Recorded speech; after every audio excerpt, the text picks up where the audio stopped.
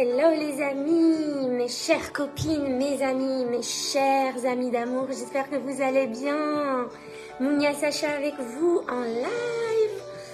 J'espère que ça va bien pour vous. Petit live surprise, mais grand contenu, comme à chaque fois. En tout cas, j'essaye. J'espère que vous vous portez à merveille. Faites-moi signe quand vous arrivez. Faites un coucou. Si vous êtes en live, hashtag live. Si vous êtes en replay, hashtag replay. Mais dites-moi quand vous êtes là, ça me ferait plaisir de vous saluer. Si c'est la toute première fois que vous me voyez ou que vous assistez à mes lives, ben, présentez-vous, ça me ferait super plaisir de vous connaître et de vous souhaiter la bienvenue évidemment. Allez les amis, j'aimerais vous parler de manifestation ce soir. En quoi c'est super important de savoir manifester. Comment manifester. C'est le sujet, c'est un sujet que j'adore, c'est un sujet coucou Bouchra, bienvenue à toi. On peut dire que c'est un peu mon domaine d'expertise, j'adore ce sujet-là, j'adore manifester, j'adore jouer à ce jeu, j'adore demander, attendre de recevoir, enfin c'est génial. Donc je vais vous expliquer un peu le fonctionnement de la manifestation et son importance.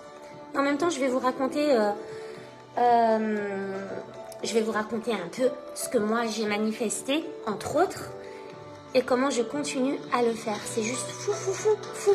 Et j'ai tout un programme là-dessus d'ailleurs qui s'appelait Limitless, donc sans limite en anglais, et qui a changé de nom, qui s'appelle maintenant l'Illimité. Il s'appelle l'Illimité, c'est un programme qui a un contenu d'enfer et je l'ai lancé qu'une seule fois, donc il y a une seule cohorte dessus pour l'instant. Et en fait, je vais revenir et reprendre le tout en live et le peaufiner et ça va être juste fou. Donc, il s'appelle l'Illimité. Si vous avez besoin d'informations là-dessus, vous me faites signe. Alors, j'espère que vous allez bien. Moi, aujourd'hui, c'est l'anniversaire de ma fille. On était censé faire un truc fou, parc d'attractions, etc., etc. On s'est retrouvés au ciné à regarder Mario Bros. C'était pas une question de manque de volonté, c'est juste qu'on a fait 1 heure de route. Et en fait, on s'est planté de parc parce que il y en a plusieurs qui ont le même nom à un truc près. Donc nous, on voulait aller à Piratland, mais en fait, on a tapoté Piratland Kids et on s'est retrouvé à un truc qui était pas top. En plus, il s'est mis à pleuvoir et du coup, on a fait 45 minutes dans l'autre sens pour aller vers ce fameux Piratland. Et puis la pluie est devenue de plus en plus intense. On s'est dit, c'est quoi, on va aller au ciné. Et on est allé au ciné. On arrive à l'heure de la séance et on rentre dans la salle, mais vraiment essoufflé parce qu'on a tracé sur la route. C'était à 1 heure de là où on était. Et on arrive exactement pile poil à l'heure de la séance. On rentre dans la salle et elle est blindée. Mais qui va regarder Mario Bros? Là maintenant, c'était blindé. Donc il n'y avait pas de place. On ressort, on leur dit qu'il n'y a pas de place. Ils me disent, faut prendre la séance d'après. Fallait venir avant. Vous savez, moi, ça, c'est un peu ce qui me gêne, là. Le contact, la relation à la clientèle, c'est juste horrible. C'est juste horrible. On a toujours des expériences comme ça. Faut peut-être que je change mes croyances par rapport à ça. Mais c'est vrai. Merci Bouchra, c'est gentil. Il faut que je change mes croyances par rapport à ça, mais j'ai vraiment du mal avec cette mentalité. Au lieu de dire on est désolé, mais vous pouvez trouver une solution, peut-être que les gens pourraient un peu se décaler, parce qu'en plus on a les 3 enfants, donc on pouvait pas en faire asseoir un là, et nous par-ci par-là. Et il y a même personne qui s'est bougé ou qui s'est dit on peut se décaler, laisser une famille ensemble. Donc on a attendu pendant 1 heure et demie pour la séance d'après, ce qui était cool, ça nous a permis de passer du temps avec eux, qu'ils jouent, qu'on puisse manger tranquillement, etc. Mais bon, bref, je vous jure que en tant que coach et en tant que parent, je suis challengée H24. H24. On est en train de vivre un gros inconfort aussi. Je vous le raconterai à part. Quand on aura processé le truc et qu'on aura su quelle décision prendre. Mais je vais vous le raconter à part parce que c'est super important. Alors, comment vous allez les filles? Mettez des petits, je sais pas, des pouces, des petits cœurs. Moi, j'aime bien voir les trucs voler là, sur le côté. J'espère que vous allez bien. Si vous avez des questions, posez-les aussi. Si vous avez envie de partager quelque chose, n'hésitez pas à le faire également. Alors, la manifestation. La manifestation, c'est quoi la manifestation? Parce qu'on en entend beaucoup parler, surtout en ce moment. C'est limite un truc à effet de mode. Voilà, ça sort un peu partout. Expert en manifestation, manifestation par-ci, manifestation par-là. Des fois, c'est super confondu avec la loi de l'attraction, mais qui n'a absolument rien à voir. La loi de l'attraction, c'est bien, mais à mes yeux, à mon sens, en tout cas d'un point de vue neuroscientifique, c'est quelque chose de vraiment, vraiment, vraiment incomplet. Donc la manifestation, c'est quoi? C'est le fait de demander et de recevoir. C'est ça la manifestation. Que vous soyez croyant ou non, peu importe, on vous dit de demander et de recevoir. Théoriquement, si vous êtes croyant, Dieu vous dit « Demandez-moi et vous recevrez ». Si vous croyez en les lois de l'univers, en les lois de la physique quantique, etc., c'est pareil. L'univers vous dit « Demandez-moi et vous recevrez ». Il me semble que dans la Bible aussi, alors je fais pas un truc religieux là, hein, comprenez bien, d'accord, mais c'est les lois de la nature, c'est comme ça que ça fonctionne. Même dans la Bible, il y a écrit que ta volonté soit faite. Donc tu me demandes et que tu me fais un vœu, tu me demandes quelque chose et que ta volonté soit faite. Donc c'est quelque chose qui existe et qui existe dans les lois de l'univers et les lois du quantique et les lois de la nature. C'est pas quelque chose qui a été inventé, d'accord? Demandez-moi et vous recevrez. C'est une notion qui est super, super, super, super mal comprise, que ce soit dans les différentes cultures ou dans les différents mouvements religieux, etc. C'est quelque chose de super mal compris, d'accord? Et en fait, moi, je suis chimiste à la base, d'accord? Donc, j'ai du mal à parler ce soir. Je suis chimiste. J'ai fait de la physique quantique, etc. Donc, dans les lois énergétiques, qu'est-ce qu'il se passe? Donc ça, pour celles qui me connaissent et qui me suivent ou qui sont dans mes accompagnements, j'en parle tout le temps, parce que pour moi, c'est un fondement. C'est vraiment un fondement. Dans les lois de la physique, dans les lois de l'univers, dans les lois de la nature, ce qu'il se passe, c'est que tout ce que vous voyez devant vous, que ce soit un humain, un animal ou quelque chose de matériel, cet ordinateur, le téléphone avec lequel je me connecte à vous, ce récipient, ce stylo, ce bureau, ce canapé, bref, tout ce que vous voyez, est composé d'atomes. Qui dit atome dit électron. C'est des petites particules chargées négativement qui circulent comme ça un peu autour du noyau de l'atome. D'accord ? Donc l'atome, il est composé de plusieurs autres choses. On ne va pas rentrer dans les détails. Mais en fait, un déplacement d'électrons, ça crée une certaine énergie. Ça crée une certaine vibration.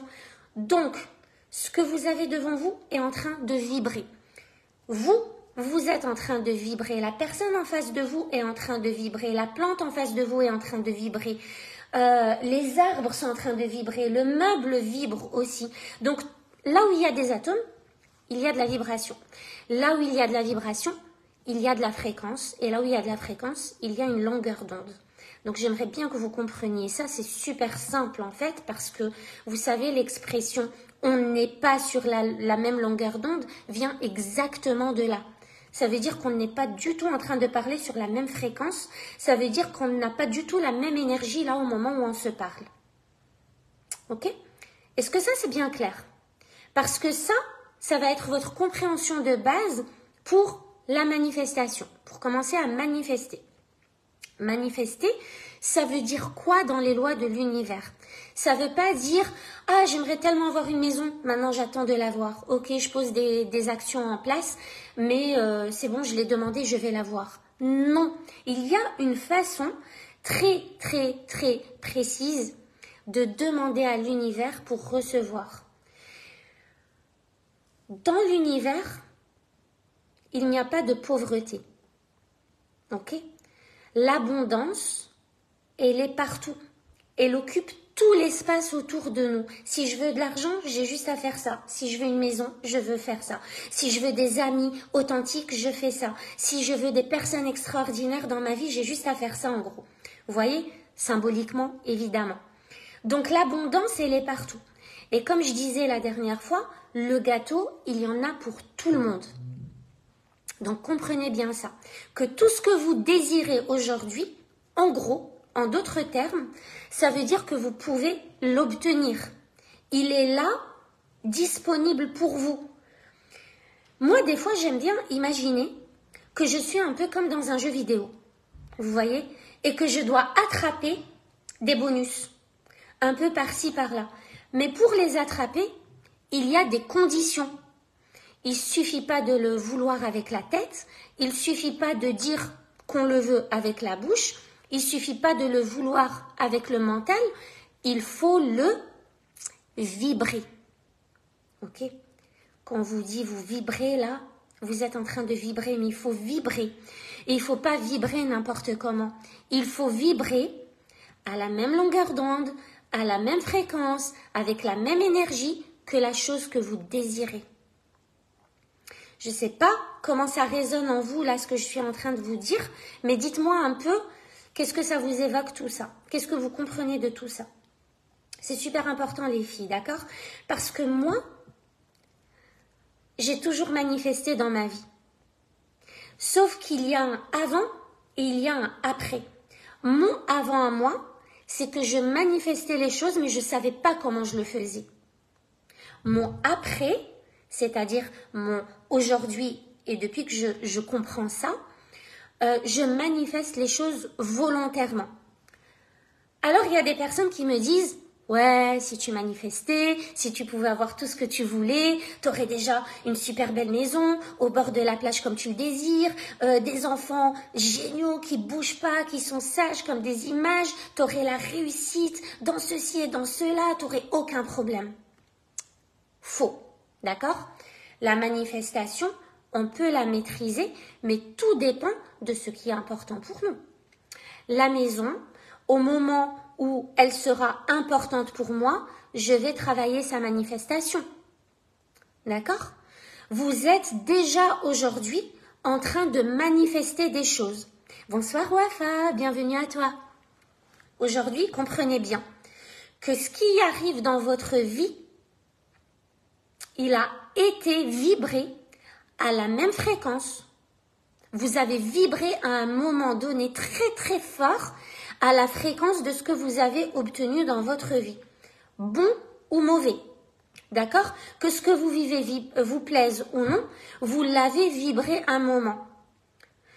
Comme l'expliquait Sophie dans son live hier, je crois, ou avant, je ne sais plus, mais vous n'en êtes pas coupable en fait. Ne culpabilisez pas de ça. Moi, je dis toujours, ce qui arrive sans que vous sachiez qu'il y a des solutions, des alternatives ou comment faire, c'est arrivé, c'est pas grave, c'est pas de votre faute. Là où on commence à vraiment devoir devenir sérieux et minutieux par rapport à ça, c'est quand on sait. Quand on sait, on ne peut pas dire qu'on ne sait pas. Mais quand on ne savait pas, on était dans l'innocence totale de ce qui était en train de nous arriver. On est dirigé par notre inconscient. Donc c'est normal qu'on ait jusque-là été dirigé par notre esprit inconscient. Mais comprenez aujourd'hui, j'ai envie que vous compreniez que vous avez vraiment le contrôle sur votre vie et la réalité que vous voulez percevoir dans votre vie. Il faut comme intégrer et incarner ce qu'on désire pour arriver à les obtenir. Oui, mais pas que. Intégrer, incarner, mais le vivre avec une expérience complète qui utilise tous les sens. Et j'allais venir là-dessus. Donc moi, en fait, dans ma vie, j'ai toujours manifesté. À chaque fois qu'il y avait quelque chose de très, très, très important pour moi, je l'ai manifesté.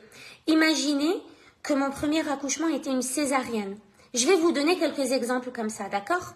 J'ai rien noté, j'ai vraiment rien noté. D'habitude, j'aime bien au moins vous faire point par point. Là, j'ai rien noté, mais c'est pas grave, c'est ma vie, donc je la partage avec vous, d'accord? J'ai eu mon premier accouchement en 2011 avec une césarienne. Une césarienne que moi, j'avais estimée injuste. Je l'avais estimée injuste puisqu'elle n'avait aucune raison d'être en fait. Elle n'avait pas vraiment une raison d'être. C'est juste que j'avais perdu les os. Le bébé n'était pas encore prêt à venir. Et du coup, comme ils avaient peur qu'il ne soit plus protégé dans son liquide amniotique, ils ont préféré faire une césarienne. Moi, cette césarienne, d'ailleurs, je l'ai très mal vécue. Et j'en parle dans une de mes toutes premières vidéos YouTube. Si vous n'êtes pas encore abonné à ma chaîne, je vous invite vraiment à le faire. C'est du contenu pour vous aussi. Mounia Sacha perso, pareil, sur YouTube.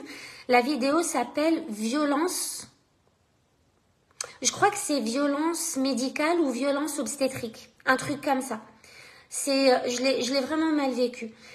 Derrière, quand je parle de manifestation, pour moi, manifester quelque chose, c'est rendre possible ce qui nous paraît vraiment impossible en fait. C'est ça la manifestation pour moi. Ce qui est vraiment là dans la réalité et les conditions d'aujourd'hui, là, c'est impossible.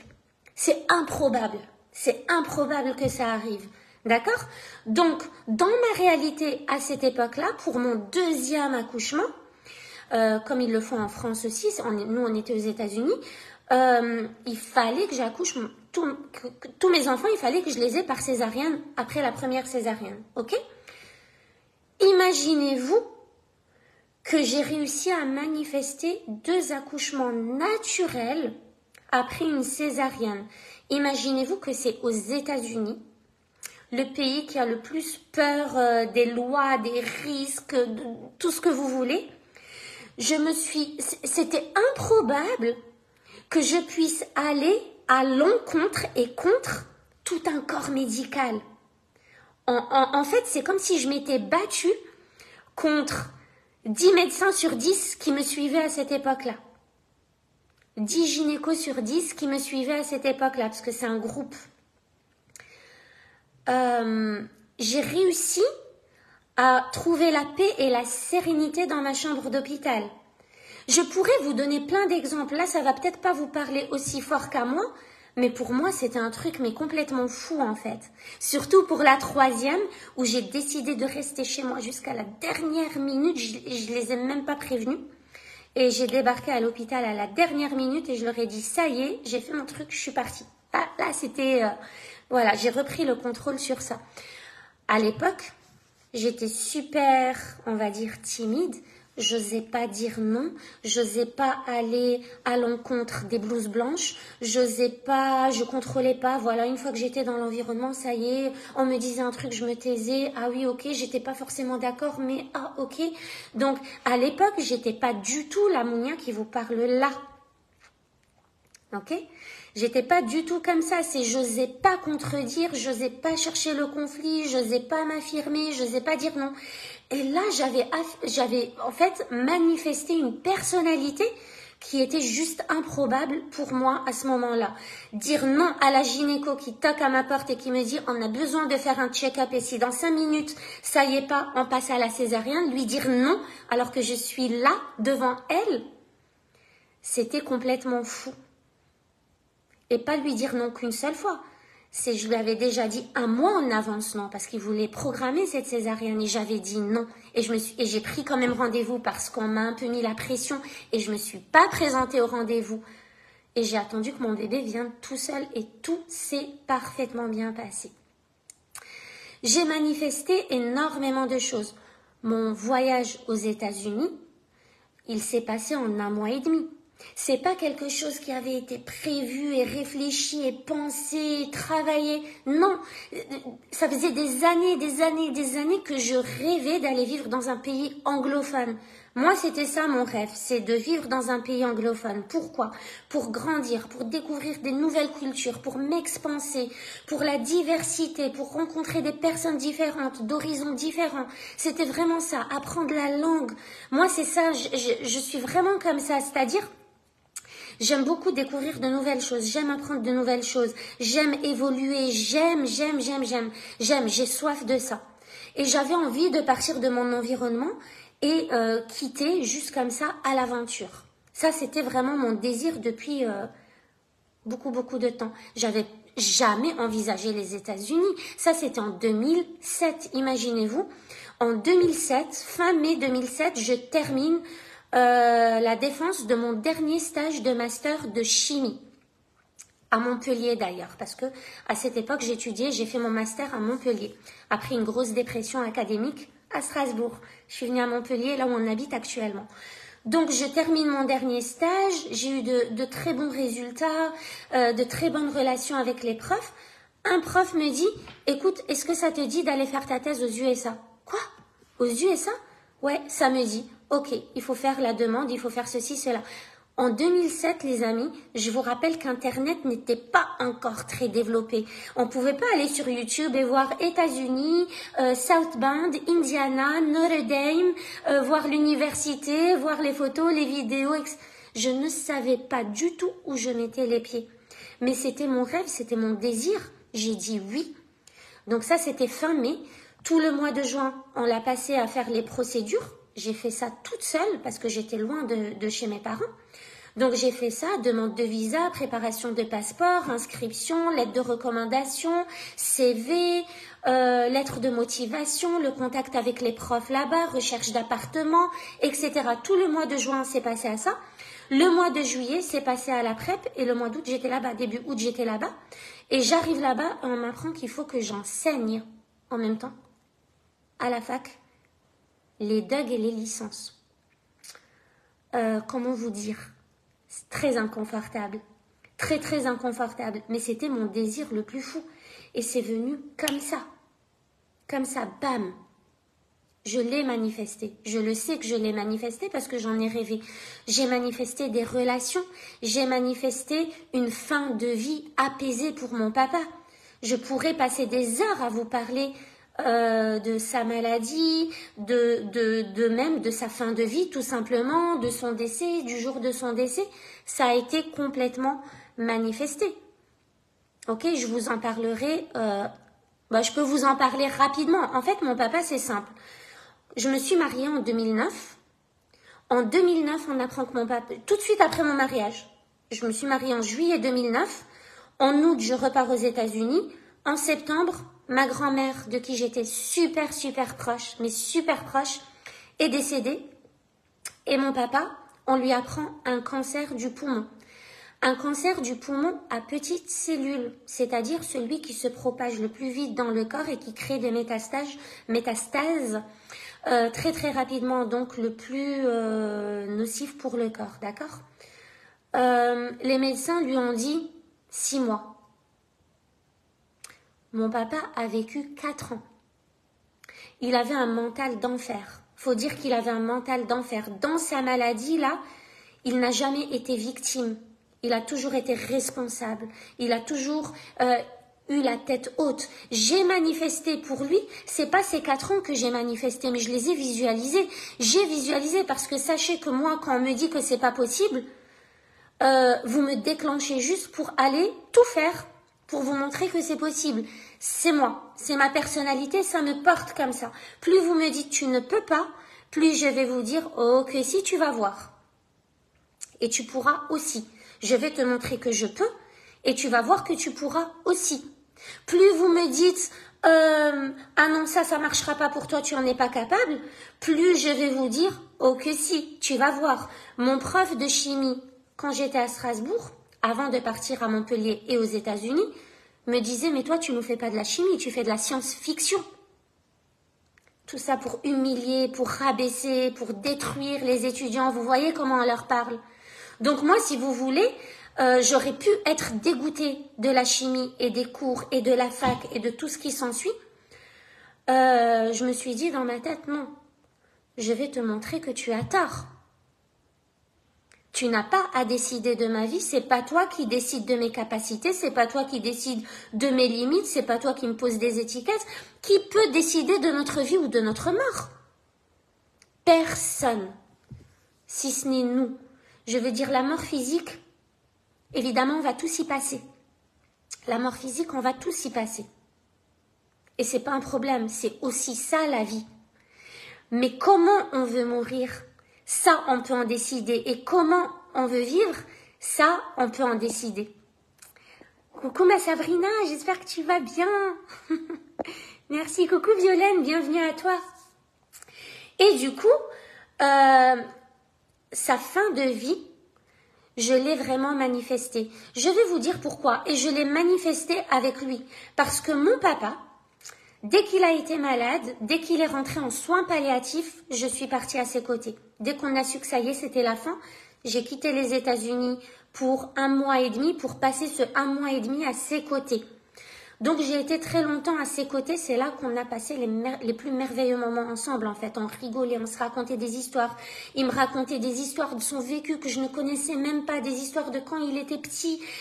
Franchement, on a passé le meilleur moment. Moi je dis toujours, j'ai appris à connaître mon père profondément quand il était sur son lit de mort, on va dire. On a vraiment passé un moment génial. Ce moment-là, il a été manifesté parce que les médecins n'y croyaient pas. Les médecins ont toujours dit que c'était un miraculé de tout ce qui lui était arrivé en fait. À chaque fois, il s'en sortait vivant. Je lui ai manifesté pour faire court, du coup les 4 ans, parce que le 6 mois qu'on nous a dit, c'était faux.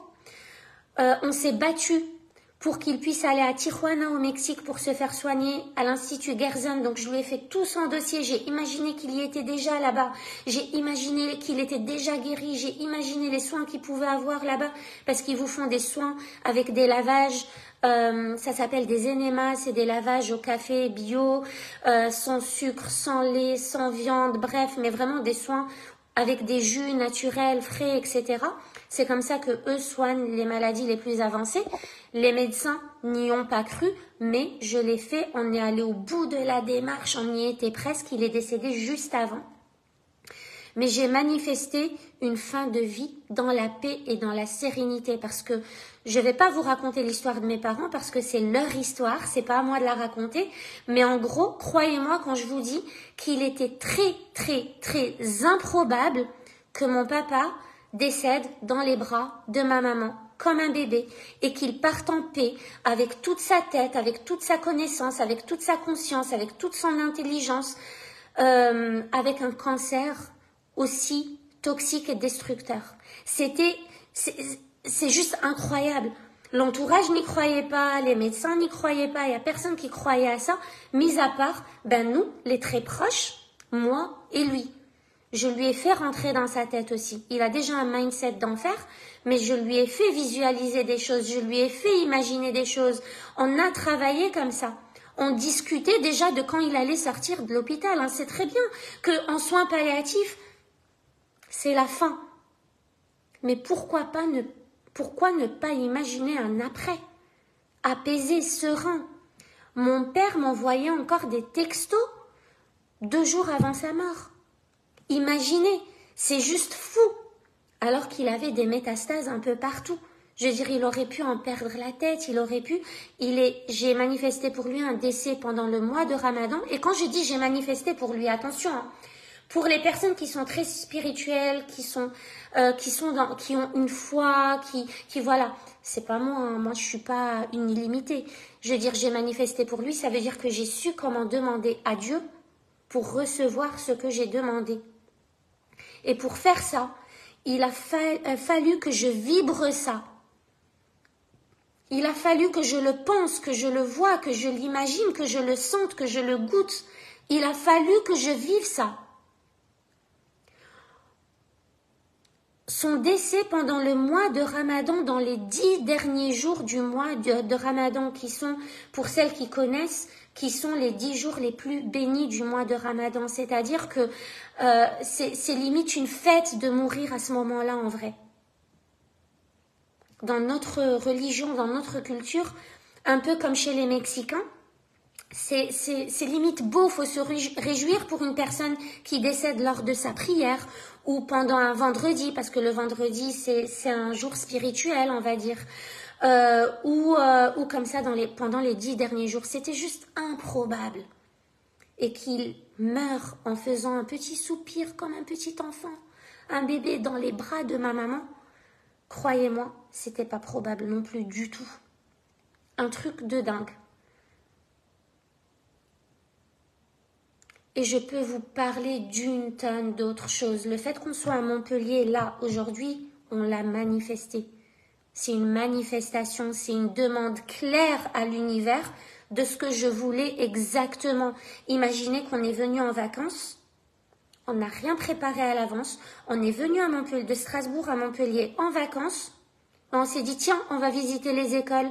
Tiens, on va faire des détections pour notre grand dans des clubs de foot. Tiens, on va aller voir un peu les maisons, les appartements. Et c'est comme ça qu'on était là 2 mois plus tard.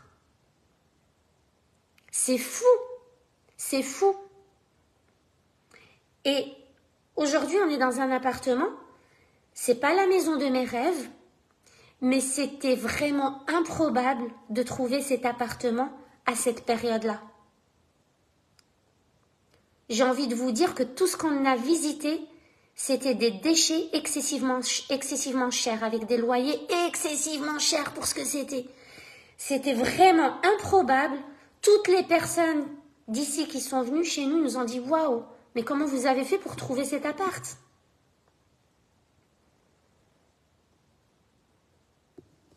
Est-ce que ça résonne en vous, les filles? Ce que je suis en train de dire, c'est super important. La manifestation, vous allez voir. Moi, ça fait à peu près 3 ans que j'en parle. Je vous ai dit, j'ai créé un programme il y a 2 ans de ça sur la manifestation, sur comment exactement demander pour recevoir. Et là, je vois que ça commence à en parler. Les gens vont commencer à en parler. Ça peut vous paraître perché comme truc, ça peut vous paraître fou, ou ça peut vous donner cette impression que ça relève de la magie ou d'un truc fou, mais non. Ça relève juste de la compréhension des lois de la nature. Comment on peut demander? Ça veut dire quoi demander et comment je demande? Comment je demande? Il y a une façon de demander. Pourquoi vous pensez que les personnes... Je vais prendre les personnes que je connais, c'est-à-dire celles qui partagent l'islam, on va dire, comme moi. D'accord? Mais encore une fois, c'est interreligieux, c'est interspirituel. La spiritualité n'est pas une religion. On peut être athée et être des êtres spirituels parce que par définition, on est tous des êtres spirituels. Dès lors qu'on se pose des questions essentielles ou existentielles, on est des êtres spirituels, d'accord? Mais pourquoi on va faire nos 5 prières par jour et on va demander plein de choses et on ne les reçoit pas? D'après vous, qu'est-ce qui fait ça? Dieu m'a dit, tu me demandes et tu vas recevoir. Et purée, ça fait 30 ans que je demande et je ne reçois pas. C'est peut-être parce que je n'ai pas compris comment il fallait demander. Parce que Dieu ne va pas me mentir. Il m'a promis, l'univers nous a promis que ta volonté soit faite. Il nous l'a dit. Donc s'il nous dit que ta volonté soit faite, et que moi je pose ma volonté, que ma volonté n'est jamais faite, c'est qu'il y a quelque chose qu'il faut que je fasse différemment. Donc moi j'ai fait cet effort d'aller chercher comment on doit demander. Ça a été ma question, je pense déjà depuis que j'ai 14 ans. J'en ai 39. Ça fait 25 ans que je me dis, mais je demande et je ne reçois pas ça. Comment il faut demander? Eh bien, il faut demander avec de la précision. Il faut demander avec de la clarté. Il faut que vous compreniez comment ça fonctionne. Il faut que vous compreniez comment changer de fréquence comme ça. Comment changer d'émotion comme ça.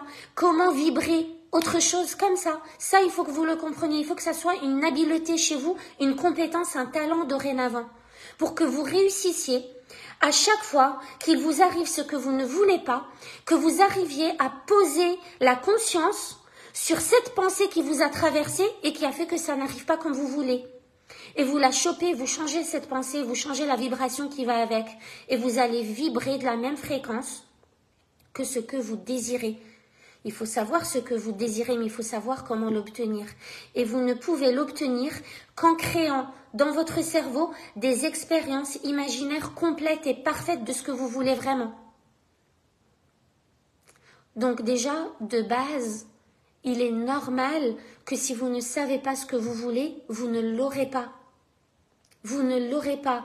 Si vous ne savez pas ce que vous voulez demander au Père Noël, vous risquez d'avoir le mauvais cadeau ou pas de cadeau.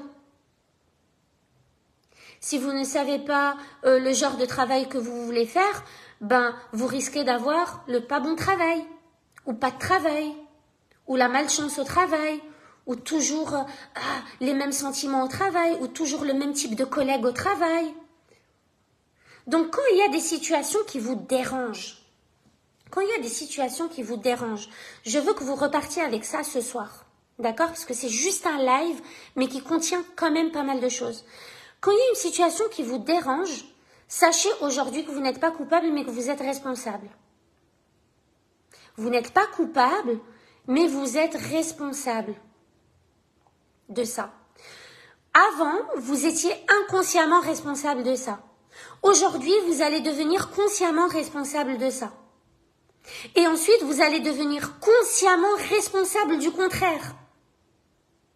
Je répète, avant, vous étiez inconsciemment responsable des mauvais trucs qui vous arrivaient dans votre vie. Aujourd'hui, je veux que vous en deveniez consciente. Vous allez devenir consciemment responsable des mauvais trucs qui se passent dans votre vie. Une fois que vous en êtes consciente et que vous arrivez à faire le switch grâce à l'expérience complète qui utilise tous vos sens de ce que vous voulez vivre vraiment, vous allez commencer à devenir consciemment responsable de cette nouvelle chose extraordinaire que vous créez dans votre vie. Et moi, je vous mène encore plus loin. C'est que je vous aide à faire les choses belles et extraordinaires, mais de manière inconsciente. C'est-à-dire que ça devient votre norme. Parce que quand on agit vraiment là-dessus, ça devient inconscient de nouveau. Mais sauf que cette fois, ça va jouer en votre faveur. Alors qu'avant, il vous arrivait des crassounettes, c'était pas en votre faveur, ça vous démoralisait, ça vous déprimait, ça vous faisait avoir les mauvais résultats, ça vous tirait vers le bas, mais c'était inconscient. Maintenant, on veut toujours que ce soit inconscient, mais en votre faveur. Donc c'est là où, dans les neurosciences, on va toujours un peu plus loin. Comme dirait Martin Latulippe. Martin Latulippe vous dit « Levez tous le bras ». Et donc, du coup, tout le monde va lever le bras. Et là, il va dire « Est-ce que tout le monde peut lever le bras un peu plus haut ?» Et donc là, tout le monde va faire ça. Il va leur dire « Voilà, vous avez appris une belle leçon aujourd'hui. C'est que vous pouvez tous, toujours aller un peu plus haut, un peu plus loin. » Et c'est ça que je veux que vous fassiez et que je veux qu'on fasse ensemble. C'est aller plus loin. Aller comprendre un peu plus les choses. Aller un peu plus en profondeur. Toujours approfondir. La manifestation, c'est quelque chose d'extraordinaire qui vous permet de reprendre le contrôle de votre vie, de redevenir pilote de votre vie. En reprenant le contrôle de votre vie, vous avez besoin de reprendre, pour reprendre le contrôle de votre vie, vous avez d'abord besoin de reprendre le contrôle de votre cerveau, qu'il sorte de cet arrosage automatique et de ce fonctionnement automatique. Aujourd'hui, on est en pilotage automatique. Quand c'est pour la bonne cause, le bon résultat, pas de souci, on garde.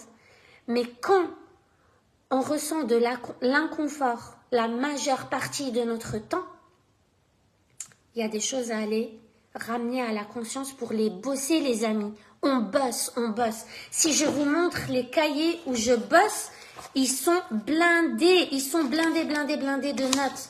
Moi, des tableaux comme ça, j'en fais tous les jours. Je bosse sur moi, tout le temps. Je me consacre au moins 1 heure, 1 heure et demie à bosser sur moi par jour. Sur moi. Vraiment sur moi. Qu'est-ce qui s'est passé en moi? Qu'est-ce que j'ai ressenti? Qu'est-ce qui a été extraordinaire dans ma vie aujourd'hui? Comment je peux reproduire ça? Qu'est-ce que j'ai ressenti et comment je peux reproduire ce sentiment? Qu'est-ce qui était nul? Qu'est-ce que j'ai considéré comme un échec? Ok, j'ai considéré ça comme un échec. Est-ce que je vais dire à Dieu, à l'univers, je veux pas ça? Ils comprennent pas ce langage-là. C'est pas comme ça qu'on parle. Dieu a dit, demandez et vous recevrez. Il n'a pas dit, me demandez pas ce que vous ne voulez pas. Il a dit, demandez et vous recevrez. Donc comprenez ça. L'univers vous dit que ta volonté soit faite. Il dit pas que ce que tu ne veux pas ne soit pas fait. Donc c'est une façon de voir les choses et de comprendre que l'univers, là, le système dans lequel on évolue, ne comprend pas la négation. Parce que lui dire « je ne veux pas avoir de maladie dans ma vie », en disant ça, vous vibrez la maladie dans votre vie, vous vibrez à cette fréquence-là. L'univers, il va capter la fréquence de la maladie. Donc il va capter que c'est ça que vous voulez. Parce qu'on ne demande pas avec la bouche. Comprenez bien ça, les filles. Dites-moi que vous comprenez bien et que vous suivez bien ce que je suis en train de dire. On ne demande pas avec la bouche, on demande avec l'émotion et l'énergie vibratoire. Donc, qu'on dise, je ne veux pas de maladie, je ne veux pas que mes enfants échouent, j'ai peur de ceci, je ne le veux pas, j'ai pas envie de changer de travail, j'ai peur de ne pas avoir de bon salaire, j'ai peur de manquer d'argent, j'ai peur que mes enfants n'aient pas assez, j'ai peur. Vous créez une vibration, vous créez une fréquence, c'est elle qui va se propager dans l'espace. Quand elle va se propager dans l'espace, elle va clasher exactement avec la situation qui vibre à la même fréquence. C'est comme ça, c'est exactement ça que je veux dire quand je dis qu'on s'attire à soi ce qu'on vibre. Et bam, ça clash, et vous allez recevoir cette situation dont vous aviez peur et que vous vouliez pas, et vous allez venir confirmer votre pensée qu'il vous arrive que des crasses. Ah, tu vois, j'ai toujours ce dont j'ai peur. J'avais peur de ça, tu vois, je t'avais dit, j'avais peur de ça. Je t'avais dit que ça allait arriver. Non, que ta volonté soit faite sous-entend que tu dois faire une volonté de ce que tu veux. J'ai mis beaucoup de temps à comprendre ça. Et même quand j'étais prof de chimie et chercheuse en chimie, j'avais pas compris ça. C'est quelque chose d'extraordinaire. Mais oui, c'est très intéressant. C'est extraordinaire à comprendre. C'est un peu comme un enfant tout petit. Quand vous lui dites « n'ouvre pas ce placard », il ne comprend pas la négation. Il entend « ouvre placard », il va ouvrir le placard. C'est un peu pareil. Demande et tu recevras. Pour demander, vous avez besoin de savoir ce qui ne va pas aujourd'hui dans votre vie. Et arrêtez d'être dans le déni en vous disant non mais ça va, il y a pire, j'ai vu ça. Non, vous avez le droit de demander, de vouloir plus. Il y a des personnes qui ont tout ce que vous pouvez imaginer aujourd'hui et qui sont très malheureuses. Parce que ce ne sont pas les possessions réellement qui font le bonheur. Le bonheur, c'est quelque chose d'intérieur, c'est un ressenti. C'est pas un but en soi, c'est un ressenti intérieur. Et il y a des personnes qui n'ont rien, qui n'ont pas grand-chose matériellement parlant, mais qui sont bien dans leur tête, dans leur peau, dans leur corps. Donc quand vous demandez, sachez ce que vous demandez et pourquoi vous le demandez. Demander une maison ne suffit pas. Je peux visualiser ma maison avec mon vision board et tout ça toute la journée. C'est pas ça, je vous assure que ce n'est pas ça qui va l'attirer. Ce qui va vous l'attirer, c'est l'émotion que vous allez ressentir pendant que vous la visualisez, la maison là, devant vous. Et pendant que vous vous visualisez, vous, dans cette maison-là, comme si vous l'aviez déjà, et que vous pensez, au même moment que vous faites cette expérience, imaginaire, c'est une expérience imaginaire, mais on s'en fout. Parce que le cerveau ne fait pas la différence entre ce qui est réel et imaginaire. Donc, autant imaginer de belles choses et lui faire croire que c'est réel. Comme ça lui génère l'émotion du réel, là, tout de suite. Et c'est ça qui va manifester. C'est pas votre tête, c'est l'émotion qui a été générée par la visualisation qui va vous manifester ce que vous désirez. Et la manifestation, c'est l'émotion et la répétition. On oublie souvent ça. C'est pour ça que je suis pas très d'accord avec la loi de l'attraction. C'est pas suffisant, la loi de l'attraction. Pour attirer, il faut comprendre tout ça. Pour attirer à soi. C'est comme ça que je manifeste aussi des personnes extraordinaires dans ma vie. Vous pouvez pas imaginer les rencontres extraordinaires que je fais. Les femmes extraordinaires avec qui je travaille. Les relations extraordinaires que je me suis faites aux États-Unis aussi. Et à chaque fois, j'ai cette croyance qu'à chaque fois qu'on arrive dans un endroit, c'est extraordinaire. J'ai juste cette croyance-là, je manifeste ça tout le temps. Quand on est venu à Montpellier, quand je suis partie aux États-Unis, tous ces changements de vie, il n'y a rien, absolument rien, qui ne me garantissait que ça allait être parfait. Absolument rien. D'ailleurs, si j'en écoutais l'entourage, j'allais mourir, j'allais grossir, j'allais me retrouver tuée dans une tuerie de masse. Il allait se passer plein de trucs pour moi aux États-Unis. Et je finissais toujours morte si j'écoutais l'entourage. Mais j'ai décidé d'y aller quand même. Parce que j'ai confiance en ce que je fais et en ce que je manifeste. Avant, c'était inconscient, je ne savais pas comment je faisais pour manifester, mais quand j'ai compris, je me suis rendu compte que j'ai toujours fonctionné comme ça, avec l'émotion, la visualisation très, très, très, très, très forte. Je manifeste aussi la justice, que justice soit faite. Vous savez, si je devais me poser une étiquette, il y aurait celle de l'hypersensibilité. Je ne sais pas si vous connaissez bien le sujet, mais je suis quelqu'un de super, hyper sensible. Super, hyper, extra, hyper sensible. Rien qu'à vous le dire, là, vous voyez, j'ai les larmes aux yeux. C'est quelque chose qui peut être super pénalisant dans ma vie, mais du coup, je suis super impactée par les abus d'autorité, les injustices. Les injustices, ça m'impacte beaucoup. Et je manifeste la justice. Vous imaginez que je manifeste la justice, que justice soit faite. Aux États-Unis, on m'a volé mon téléphone. Juste imaginez 2 secondes. C'est les États-Unis. Je veux dire, c'est je sais pas si vous connaissez la série Cops. C'est des courses-poursuites de flics avec des délinquants, mais vraiment des criminels. Tous les jours, on va dire. C'est des vraies courses-poursuites comme dans les films que vous voyez là-bas. J'ai réussi à monopoliser la police pour me retrouver mon téléphone. Non mais juste imaginez-vous ça, pour que justice soit faite. J'ai imaginé la situation, j'ai imaginé les policiers, j'ai imaginé les gens tous en train... Pourquoi? Juste parce qu'à cette époque, on s'en fiche du téléphone. Mais je m'étais sentie trahie, j'étais quelqu'un de très fragile, de très vulnérable à cette époque-là. Là, ce que je vous parle, c'est de 2010 à peu près.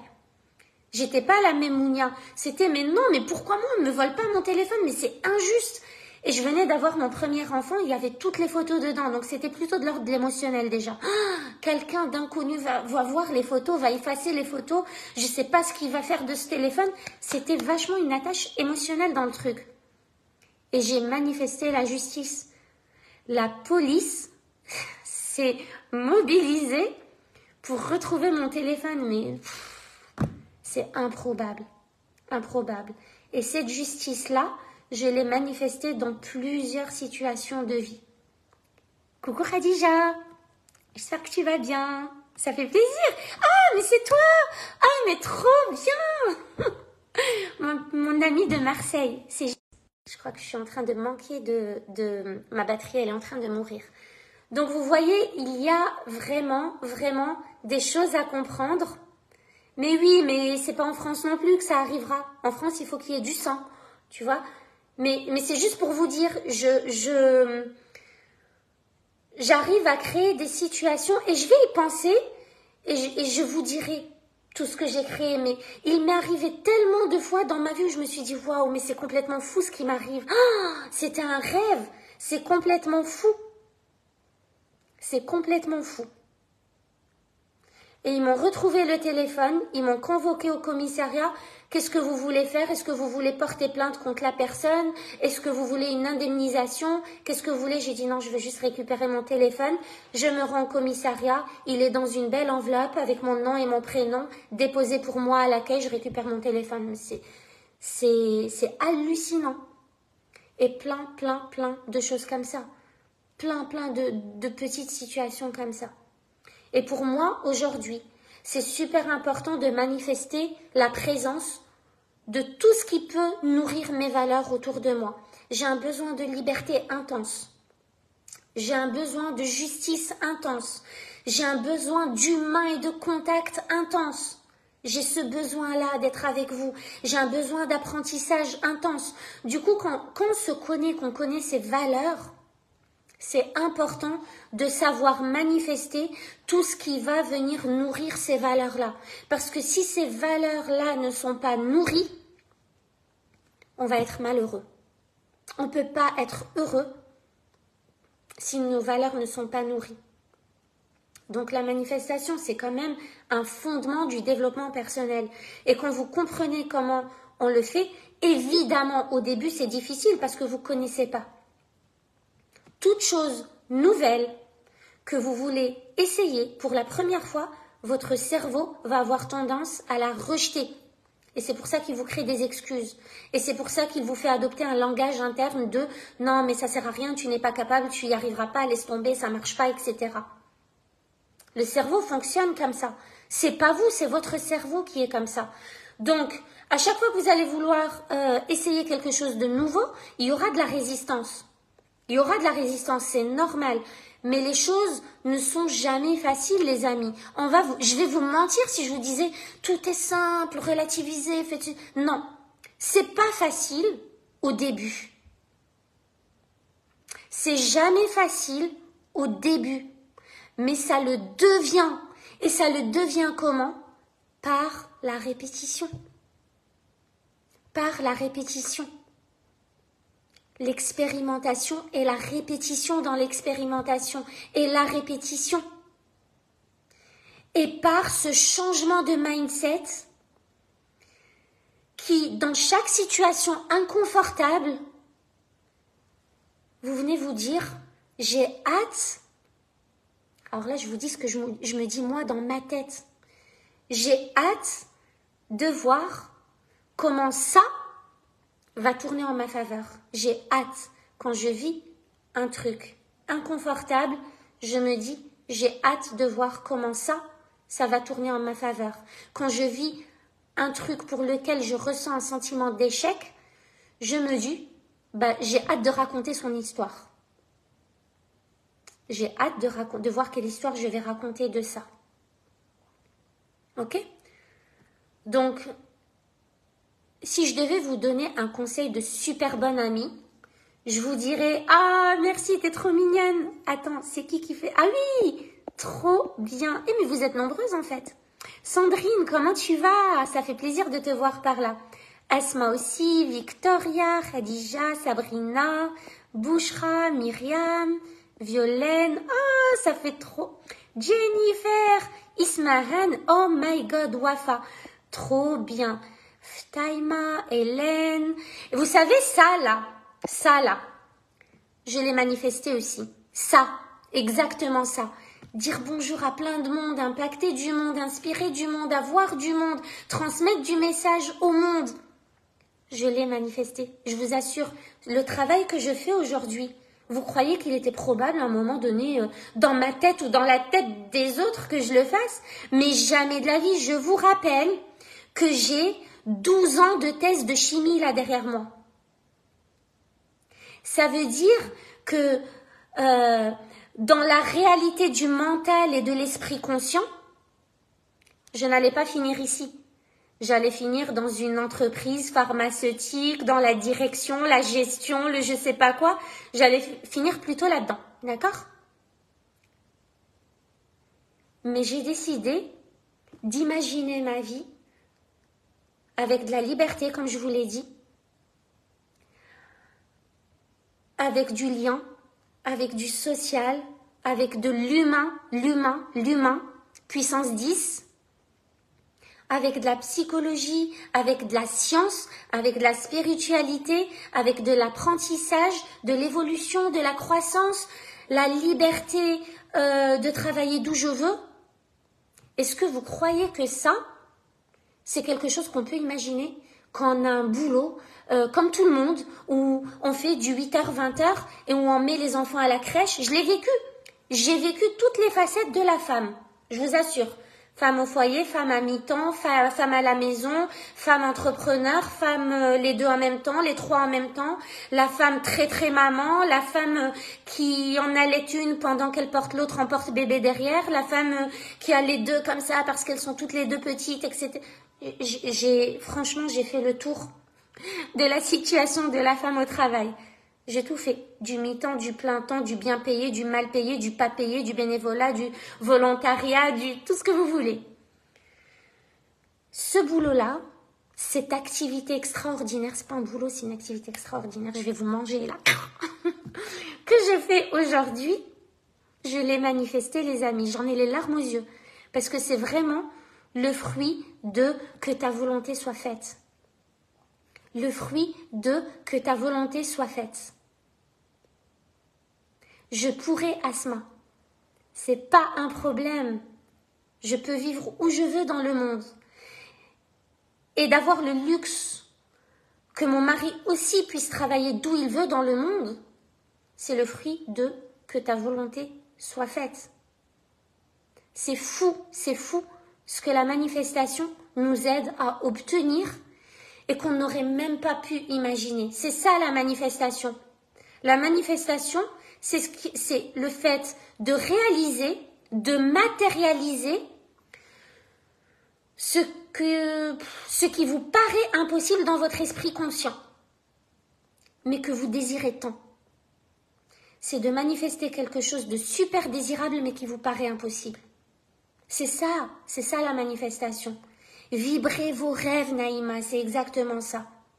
Je dis quand mon mari, hier matin, m'a dit « Oui, mais ça c'est un rêve que j'ai, mais que je n'atteindrai jamais, que je pourrai jamais atteindre. » Mon mari a un rêve dans sa tête, et il m'en a parlé rapidement, comme ça.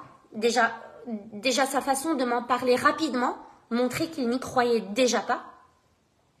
Et il me dit, oui, non, mais bon, ça c'est... Quand je lui ai demandé des précisions, il me dit, oui, mais bon, ça c'est un rêve que j'ai, mais que je n'atteindrai jamais. Stop. Là, j'ai mis un stop. Je lui ai dit, effectivement, ton cerveau, il est là pour te prouver que tu as raison à chaque instant. Je lui ai dit juste ça. Et j'ai rajouté autre chose. Je lui ai dit, comprends bien une chose, c'est que si tu n'étais pas capable d'atteindre quelque chose, tu ne serais pas non plus capable de l'imaginer.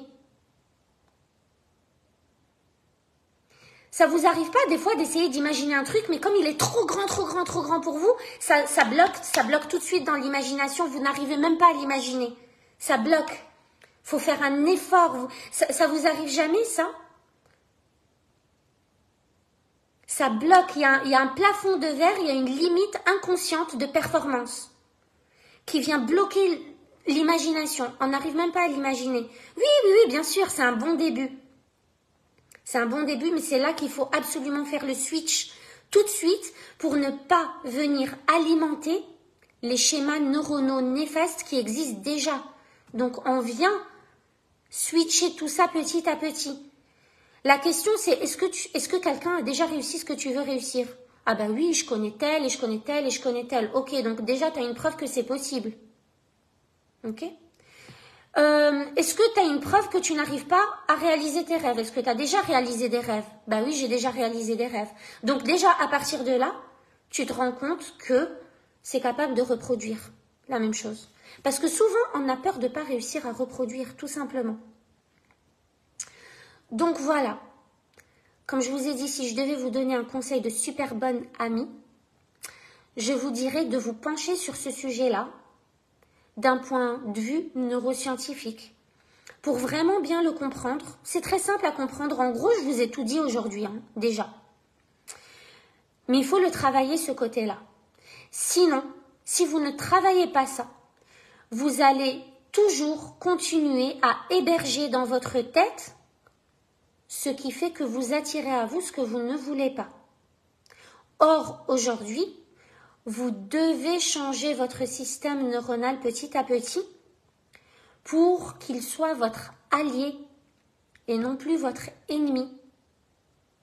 Parce que, en vrai, il n'y a ni allié ni ennemi. Le cerveau aussi fait ce que vous lui demandez. Jusqu'aujourd'hui, vous lui avez demandé des choses inconsciemment. Vous lui avez demandé des choses néfastes pour vous, mais inconsciemment. Lui, il n'est pas capable de dire non, ma cocotte, là tu me demandes un truc qui n'est pas bon pour toi, je ne te le donne pas. Il n'est pas capable. Il te donne ce que tu demandes.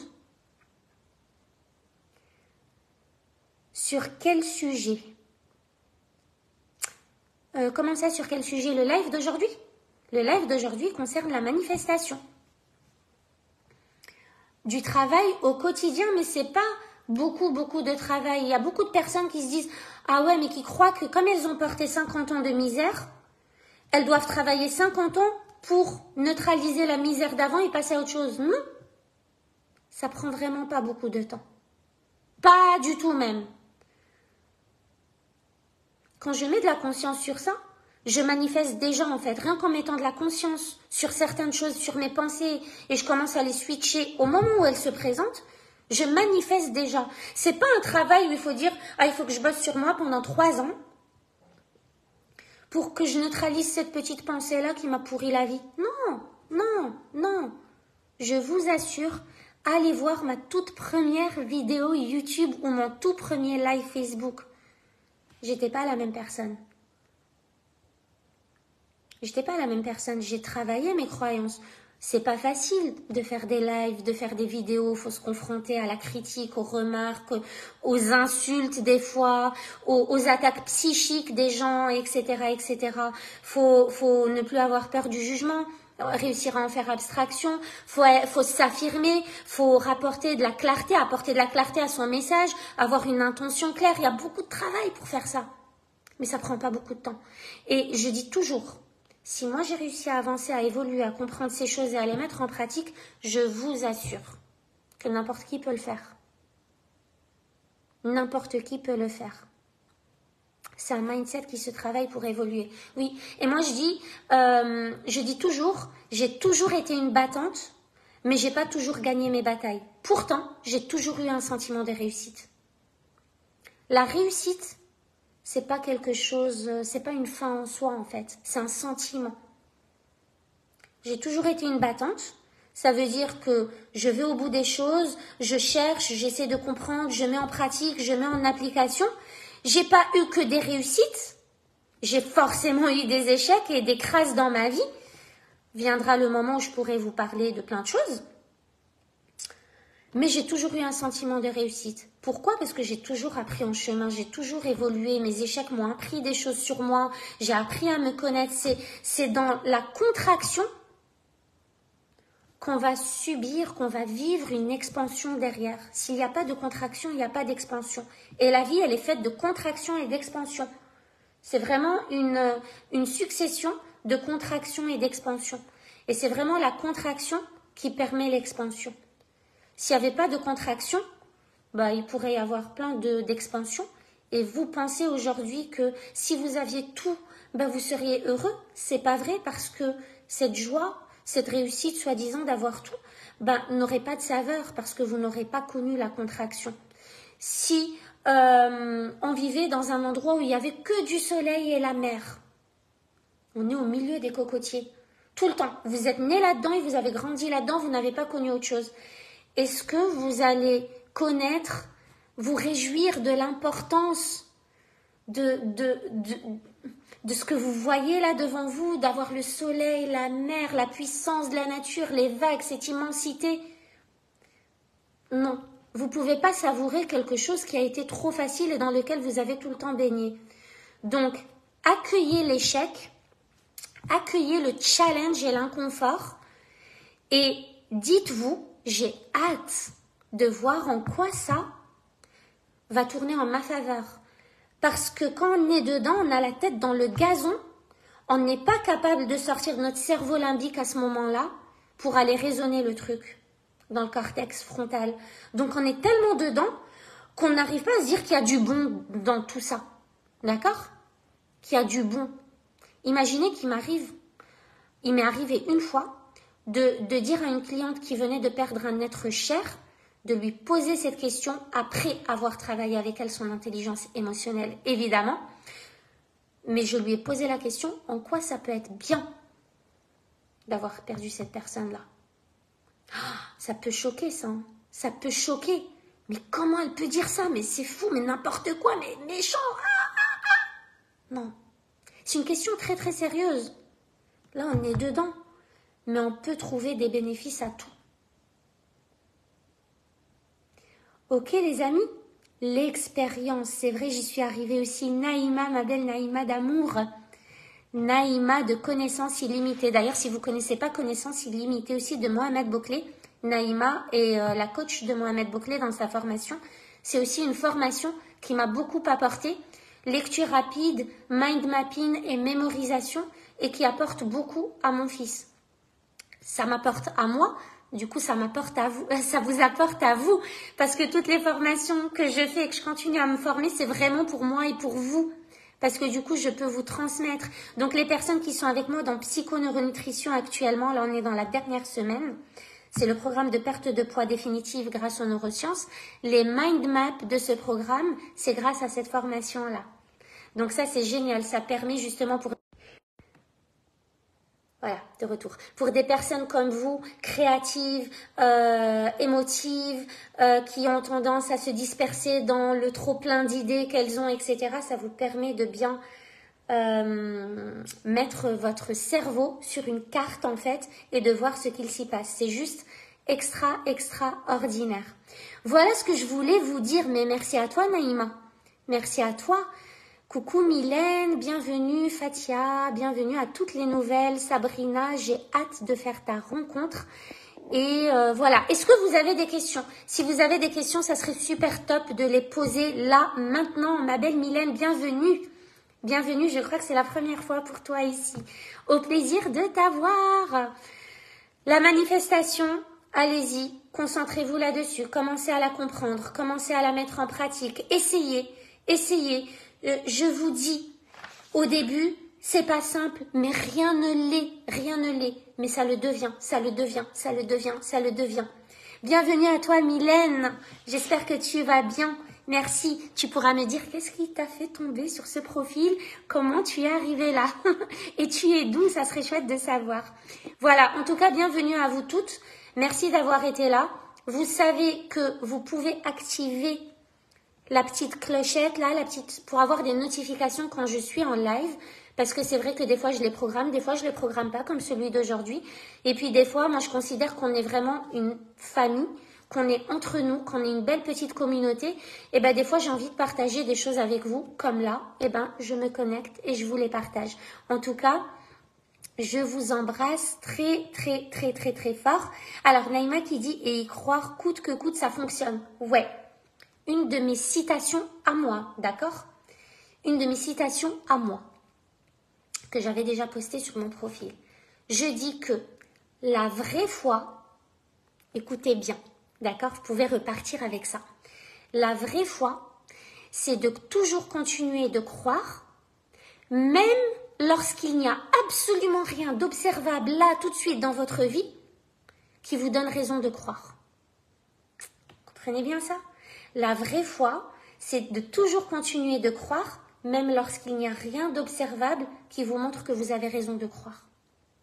C'est un peu ce qui s'est passé avec Thomas Edison. C'est de toujours continuer de croire. Sa maman, elle a cru en lui et elle a manifesté en lui ce en quoi elle a cru. Si vous ne connaissez pas son histoire, elle est aussi sur ma chaîne YouTube. Vous mettez Mounia Sacha, Thomas Edison et vous allez tomber dessus. Génial, émouvante cette histoire-là. Et je vous laisse juger mon ancien moi sur mes anciennes vidéos. Même pas peur. En tout cas, je vous embrasse très fort les filles. Il se fait tard, je vais aller faire un bisou à mes filles aussi qui sont en train de dormir et je vais aller dodo. Gros bisous. Ciao, ciao.